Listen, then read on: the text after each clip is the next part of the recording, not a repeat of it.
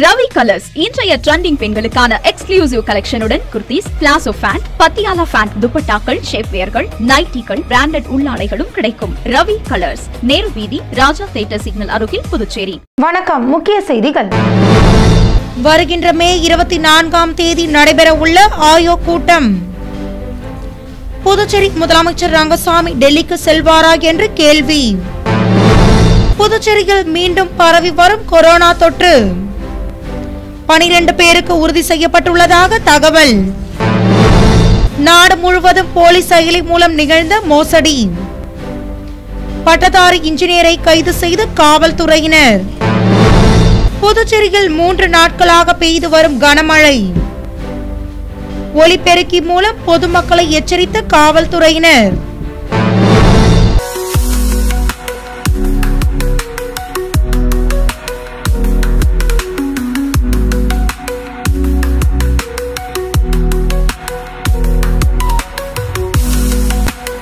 இனி விரிவான செய்திகள். வருகின்ற மே 24ஆம் தேதி நடைபெற உள்ள ஆயோக் கூட்டத்தில் புதுச்சேரி முதலமைச்சர் ரங்கசாமி பங்கேற்பாரா என்று கேள்வி எழுந்துள்ளது. புதுச்சேரியில் கடந்த 1950ஆம் ஆண்டு மத்திய திட்டக்குழு அமைக்கப்பட்டுள்ளது. இந்த திட்டக்குழுவை ஆண்டுதோறும் திட்டங்களை தீர்மானிக்கும் அமைப்பாக செயல்பட்டு வந்த நிலையில் பிரதமர் மோடி தலைமையிலான பாரதிய ஜனதா அரசு பதவியேற்ற பின் மத்திய திட்டக்குழு கலைக்கப்பட்டுள்ளது. அதற்கு பதிலாக 2015ஆம் ஆண்டு நிதி ஆயோக் என்ற அமைப்பு உருவாக்கப்பட்டுள்ளது. நிதி ஆயோக் தலைவராக பிரதமர் மோடி உள்ளார். இந்நிலையில் இந்த அமைப்பில் மாநில முதலமைச்சர்கள் அல்லது நிதி பொறுப்பு வகிக்கும் அமைச்சர்கள் உறுப்பினராக உள்ளனர். இந்நிலையில் இந்த நிதி ஆயோக் கூட்டமானது பிரதமர் தலைமையில் ஆண்டுதோறும் நடைபெறுவது வழக்கம். கடந்த ஆண்டு ஜூலையில் டெல்லியில் இந்த கூட்டம் நடைபெற்று வந்த நிலையில் இந்த கூட்டத்தில் இந்தியா கூட்டணி கட்சிகளை சேர்ந்த முதலமைச்சர்கள் பங்கேற்கவில்லை. இதனால் இக்கூட்டத்தில் புதுச்சேரி முதலமைச்சருக்கு பதிலாக அமைச்சர்கள் லட்சுமி நாராயணன், அதிகாரிகள் பலர் பங்கேற்றுள்ளனர். இந்நிலையில் நடப்பு நிதியாண்டிற்கான நிதி ஆயோக் கூட்டமானது வருகின்ற மே 24ஆம் தேதி நடைபெற உள்ளது. மேலும் இந்த கூட்டத்தில் புதுச்சேரி முதலமைச்சர் ரங்கசாமி பங்கேற்பாரா என்று கேள்வி எழுந்துள்ளது. புதுச்சேரியில் இதுவரை 12 பேருக்கு கொரோனா தொற்று உறுதி செய்யப்பட்டுள்ளதாக சுகாதாரத்துறை சார்பில் தெரிவிக்கப்பட்டுள்ளது. புதுச்சேரியில் கடந்த வாரம் மருத்துவமனையை அணுகிய நோயாளிகளில் டெங்கு, சிக்கன்குனியா மற்றும் கொரோனா பரிசோதனைகள் மேற்கொள்ளப்பட்டுள்ளது. அதில் 12 பேருக்கு கொரோனா தொற்று உறுதி செய்யப்பட்டுள்ளது. அவர்களை கதிர்காமம் அரசு மருத்துவமனை மற்றும் அரசு மகாத்மா காந்தி மருத்துவமனையில் தனி வார்டுகளில் அனுமதித்து சிகிச்சை அளித்து வரும் நிலையில் இந்த கொரோனா நோயாளிகள் 3 நாள் சிகிச்சைக்கு பிறகு குணமடைந்து விடுகிறார்கள் என்றும் இதுவரை எந்த விதமான தீவிர பாதிப்பும் இல்லை. முன்னெச்சரிக்கை நடவடிக்கையாக கோரிமேடு டிபி மருத்துவமனையில் 10 ICU படுக்கைகள் மற்றும் 2 வெண்டிலேட்டர்கள் வசதி செய்யப்பட்டுள்ளதாகவும் அதில் இருந்து அதிக பாதிப்புடையவர்கள் அங்கு அனுமதிக்கப்படுவார்கள் என்றும் சுகாதாரத்துறை சார்பில் தெரிவிக்கப்பட்டுள்ளது. புதுச்சேரி உட்பட நாடு முழுவதும் போலி செயலியை விற்று 8 கோடி ரூபாய் மோசடி செய்த இன்ஜினியரை சைபர் கிரைம் காவல்துறையினர் கைது செய்துள்ளனர். உலகம் முழுவதும் ஆன்லைன் மோசடிகள் நாளுக்கு நாள் அதிகரித்து வருகிறது. இந்நிலையில் ஆன்லைன் மோசடி தொடர்பாக பல்வேறு விழிப்புணர்வுகளை ஏற்படுத்தி வரும் நிலையில் மக்கள் தொடர்ந்து ஏமாந்து வருகின்றனர். இந்நிலையில் ஆன்லைன் ட்ரேடிங்கிற்கு செயலி இருப்பதாகவும் அதுவே தானாக முதலீடு செய்து 1 லட்சத்திற்கு மாதம் 3000 ரூபாய் முதல் 5000 ரூபாய் வரை லாபம் சம்பாதித்து தரும் என்றும் சமூக வலைதளத்தில் பரவி வந்த நிலையில் அதனை பார்த்த பலர் அந்த செயலியை பெற்றுள்ளனர். அதனைத் தொடர்ந்து புதுச்சேரியில் 100க்கும் மேற்பட்டோர் இந்த செயலியை பெற்றுள்ளனர்.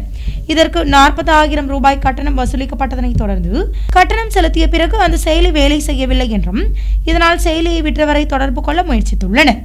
ஆனால் அவரை தொடர்பு கொள்ள முடியாததால் தாங்கள் ஏமாற்றப்பட்டதை உணர்ந்து சைபர் கிரைம் காவல்துறையிடம் பாதிக்கப்பட்டவர்கள் புகார் தெரிவித்துள்ளனர். காவல்துறையினர் நவீன தொழில்நுட்பம் மூலம் மோசடி நபரை தேடி வந்த நிலையில் மோசடி செய்தவர் சென்னை நீலாங்கரையை சேர்ந்த அஸ்வின் விக்னேஷ் என்பது தெரியவந்துள்ளது. இன்ஜினியரிங் பட்டதாரியான இவர் புதுச்சேரி மட்டுமின்றி நாடு முழுவதும் சுமார் 2000க்கும் மேற்பட்டோரிடம் போலி செயலியை விற்று சுமார் 8 கோடி ரூபாய் வரை மோசடி செய்துள்ளதும் தெரியவந்துள்ளது. அதனையடுத்து தனிப்படை காவல்துறையினர் தலைமறைவாக இருந்த அவரை தேடி வந்த நிலையில் சென்னை சோழிங்கநல்லூரில் மறைந்திருந்ததும் தெரியவந்துள்ளது. அதனைத் தொடர்ந்து அவரை கைது செய்த காவல்துறையினர் அவரிடமிருந்து 14 லேப்டாப், 1 சொகுசு கார், 7,60,000 ரூபாய் ரொக்கப்பணம் மற்றும் மின்சாதன பொருட்களை பறிமுதல் செய்துள்ளனர். புதுச்சேரி கடற்கரையில் வானம் மேகமூட்டத்துடன் காணப்பட்டதால் பொதுமக்களை காவல்துறையினர் ஒலிபெருக்கி மூலம் வெளியேற்றியுள்ளனர். புதுச்சேரியில் சில நாட்களாக வெயில் சுட்டெரிக்கும் சூழல் ஏற்பட்டு வருகிறது.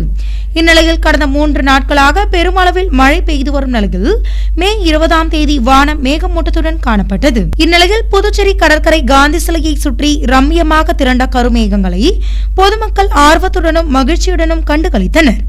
அதனைத் தொடர்ந்து பலத்த காற்றுடன் வீசிய மிதமான மழை பெய்யும் சூழல் ஏற்பட்டதால் காவல்துறையினர் பொதுமக்களை ஒலிபெருக்கி மூலம் கடற்கரையில் இருந்து வெளியேற்றினர். மேலும் பொதுமக்கள் மழை காலங்களில் வீட்டை விட்டு வெளியே வர வேண்டாம் என்றும் சுற்றுலா பயணிகள் கடற்கரை போன்ற பகுதிகளுக்கு செல்ல வேண்டாம் என்றும் புதுச்சேரி காவல்துறை சார்பில் தெரிவிக்கப்பட்டுள்ளது. இந்தியா கூட்டணி கட்சிகளின் தொழிற்சங்கங்கள் சார்பில் புதுச்சேரி அண்ணாசாலை அருகே ஆர்ப்பாட்டம் நடைபெற்றது. இந்தியா கூட்டணி கட்சிகளின் தொழிற்சங்கங்கள் சார்பில் புதுச்சேரி அண்ணாசாலை அருகே ஆர்ப்பாட்டம் நடைபெற்றது. அதனைத் தொடர்ந்து புதிய தொழிலாளர் சட்டங்களை திரும்ப பெற வேண்டும் என்றும் குறைந்தபட்ச ஊதியம் 26,000 ரூபாயாக நிர்ணயிக்க வேண்டும், ஒப்பந்த தொழிலாளர்களுக்கு சம வேலைக்கு சம ஊதியம் வழங்க வேண்டும் என்றும் அமைப்பு சாரா தொழிலாளர்கள் உட்பட அனைத்து தொழிலாளர்களுக்கும் குறைந்தபட்ச ஓய்வூதியம் 9,000 ரூபாயாக வழங்க வேண்டும் போன்ற பல்வேறு கோரிக்கைகளை வலியுறுத்தி இந்த ஆர்ப்பாட்டமானது நடைபெற்றது. இந்நிலையில் ஆர்ப்பாட்டத்திற்கு ஏஐடியூசி பொதுச் செயலாளர் சேது செல்வம் மற்றும் சிஐடியு செயலாளர் சீனிவாசன், ஐஎன்டியூசி பொதுச் செயலாளர் ஞானசேகரன் மற்றும் தொழிற்சங்கங்களைச் சேர்ந்த நிர்வாகிகள் பலர் உடனிருந்தனர். தொழிற்சங்கங்கள் 17 கோரிக்கையும் குறிப்பாக புதுச்சேரி மாநிலத்திலே அமைப்பு சாரா தொழிலாளர்களுக்கு நல வாரியம் அமைக்கப்படும் என அரசு அறிவித்து ஆண்டு கணக்கில் கடந்தும் அதற்காக நிதி ஒதுக்கீடு செய்யப்படவில்லை. உடனடியாக அதற்கான நிதி ஒதுக்கீடு செய்து வாரியத்தை செயல்படுத்த வேண்டும். அதே போல புதுச்சேரியிலே பஞ்சாலைகள் உள்ளிட்ட பல்வேறு அரசு சார்பு நிறுவனங்கள் மூடி கிடக்கிறது.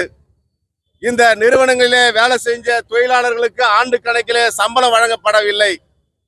உடனடியாக மூடி கிடக்கும் நிறுவனங்களை எல்லாம் திறந்து வேலை வழங்க வேண்டும். பாண்டி மெரினா கடற்கரைக்கு செல்லும் சாலை குண்டும் குழியுமாக காணப்படுவதால் சுற்றுலா பயணிகள் கடும் அவதிக்குள்ளாகினர்.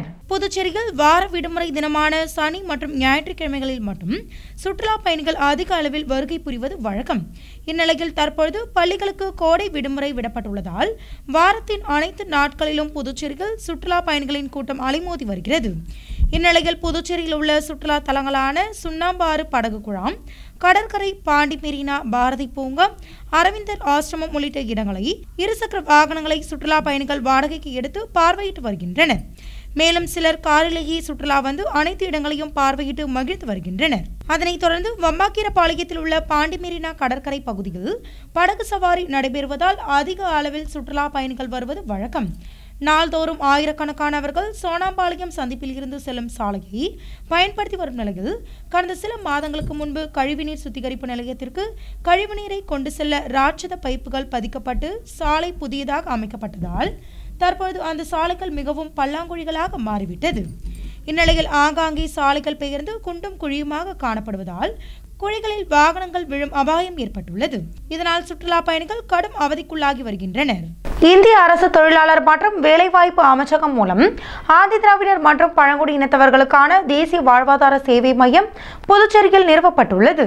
இந்திய அரசு தொழிலாளர் மற்றும் வேலைவாய்ப்பு அமைச்சகத்தால் ஆதிதிராவிடர் மற்றும் பழங்குடியினத்தவர்களுக்கான தேசிய வாழ்வாதார சேவை மையமானது புதுச்சேரியில் நிறுவப்பட்டு படித்த வேலையற்ற SC/ST வேலை தேடுபவர்களுக்கு ஓராண்டு கால சிறப்பு பயிற்சி திட்டத்தை வழங்குவதற்காக புதுச்சேரியில் அமைந்துள்ள போட்டித் தேர்விற்கு பயிற்சி அளிக்கும் தலைசிறந்த நிறுவனங்களிடமிருந்து மனு கோரப்பட்டு வருகிறது. இந்நிலையில் பாடநெறி உள்ளடக்கத்தில் பொது ஆங்கிலம், பொது விழிப்புணர்வு மற்றும் எண்ணியல் திறன், கணினியல், சுருக்கெழுத்து மற்றும் தட்டச்சு பயிற்சி ஆகியவை அடங்கும் என்றும் இப்பயிற்சியின் நோக்கமானது குரூப் C பதவிகள் மற்றும் SST, TNPSC மற்றும் பிற ஆட்சேர்ப்பு நிறுவனங்களால் நடத்தப்படும் காலி இடங்களுக்கான பல்வேறு தேர்வுகளில் போட்டியிட அவர்களை தயார்படுத்துதல் ஆகும் என்றும் இந்திய அரசு தொழிலாளர் மற்றும் வேலைவாய்ப்பு அமைச்சகம் மூலம் தெரிவிக்கப்பட்டுள்ளது. புதுச்சேரியில் பிரெஞ்சு இந்திய விடுதலை கால இயக்க சிறப்பு ஆலோசனை கூட்டமானது வருகின்ற மே 25ஆம் தேதி நடைபெற உள்ளதாக தெரிவிக்கப்பட்டுள்ளது. பிரெஞ்சு இந்திய விடுதலை கால மக்கள் நற்பணி இயக்க ஆலோசனை கூட்டம் வருகின்ற மே 25ஆம் தேதி புதுச்சேரி காமராஜர் சாலையில் உள்ள தனியார் உணவகத்தில் நடைபெற உள்ளதாகவும் இக்கூட்டத்திற்கு இயக்க தலைவர் சிவராஜ் தலைமை தாங்க உள்ளார். அதனைத் தொடர்ந்து துணைத் தலைவர் நடேசன் முன்னிலையும் இணை செயலாளர் ராமு வரவேற்புரையும் ஆற்ற உள்ளார்.